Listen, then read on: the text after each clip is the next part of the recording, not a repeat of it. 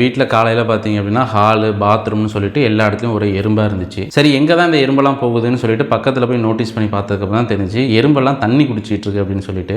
ஹாலில் பார்த்தீங்கன்னா ஃபிஷ் டேங்கில் இருக்கிற தண்ணியும் அப்புறம் பாத்ரூமில் பார்த்தீங்கன்னா லைட்டாக ஸ்பில் ஆகி கலக்கக்கூடிய தண்ணியிலையும் எல்லா எறும்பும் தண்ணி குடிச்சிட்டு இருக்குங்க. இந்த எறும்பெல்லாம் தண்ணி குடிக்கும் அப்படிங்கிறத லைஃப்பில் இப்போ தான் ஃபஸ்ட் டைம் நான் பார்க்குறேன். இந்த எறும்பு தண்ணி குடிக்கிறத பார்க்குறப்ப எனக்கு ஒரு பக்கம் இன்ட்ரெஸ்டிங்காக இருந்தாலும் இன்னொரு பக்கம் வந்து எனக்கு டவுட்டாக தான் இருந்துச்சு. ஏன்னா இப்போ நம்ம தண்ணி குடிக்கிறோம் அப்படின்னா நம்ம ஒரு பாத்திரத்தை வச்சு குடிச்சிடுவோம். அண்ட் அனிமல்லாம் தண்ணி குடிக்குதுன்னா அதோட நாக்கை ஸ்வைப் பண்ணி குடிச்சிருங்க.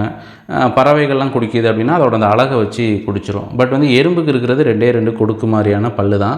ஸோ அதை வச்சு எப்படி தண்ணி குடிக்கும், உண்மையாகவே அது தண்ணி குடிக்குதா இல்லை நம்ம தான் அப்படி அசம்ஷன் பண்ணுறோமா அப்படின்னு சொல்லிட்டு எனக்கு ஒரு டவுட்டாக தான் இருந்துச்சு. சரி இந்த டவுட்டை கிளியர் பண்ணிப்போம் அப்படின்னு சொல்லிட்டு கூகுளில் போட்டு பார்த்ததுக்கப்புறம் தான் எறும்பும் தண்ணி குடிக்குங்கிறதே எனக்கு கன்ஃபார்ம் பண்ணிச்சு. ஆக்சுவலாக எறும்போட வாயில் க்ளோஸா அப்படின்னு சொல்லிட்டு ஒரு பார்ட் இருக்குமா. ஸோ அது வழியாக தான் தண்ணியாக இருக்கட்டும் இல்லை ஃப்ளூயிட் ஐட்டம் எதுவாக இருந்தாலும் அதை வந்து உறிஞ்சி எடுத்துக்கும் அப்படின்னு சொல்லியிருக்காங்க.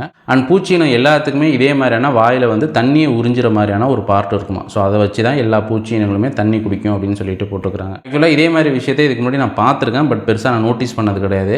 எறும்பாக இருக்கும் தண்ணியை சுற்றி, அது எறும்பாக இருக்குது அப்படின்னு சொல்லிட்டு தண்ணியை ஊற்றி கிளியர் பண்ணிடுவேன். இல்லை அப்படின்னா ஏதாவது இந்த சாக் பீஸு இல்லைனா எறும்பு மருந்தை போட்டு அது வரவிடாமல் பார்த்துருவோம். கல்லஞ்சக்காரன்.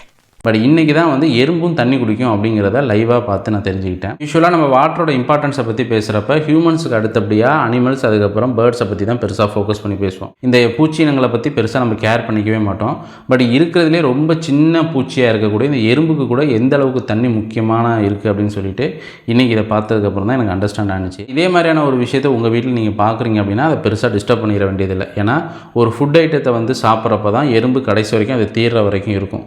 பட் ஃப்ளூயிட் ஐட்டம் வாட்டரை பொறுத்த வரைக்கும் அது ஒரு 5 நிமிஷத்துலேயே வந்து அது குடிச்சிட்டு அது எல்லாமே போயிடுதுங்க. அண்ட் இந்த வீடியோவுமே பார்த்தீங்க அப்படின்னா அது எல்லாமே குடிச்சு முடிச்சு போகிறப்ப தான் வந்து நான் அந்த வீடியோ எடுத்தேன். ஆவரேஜாக ஒரு எறும்பு வந்து 7 மைக்ரோ லிட்டர் அளவு தான் தண்ணியே குடிக்குமா. அதாவது ஒரு சொட்டு தண்ணியில் வந்து 33 மைக்ரோ லிட்டர் தண்ணிங்கிறது இருக்குமா. அதில் வெறும் 7 மைக்ரோ லிட்டர் அளவு தான் தண்ணியே இது குடிக்குமா.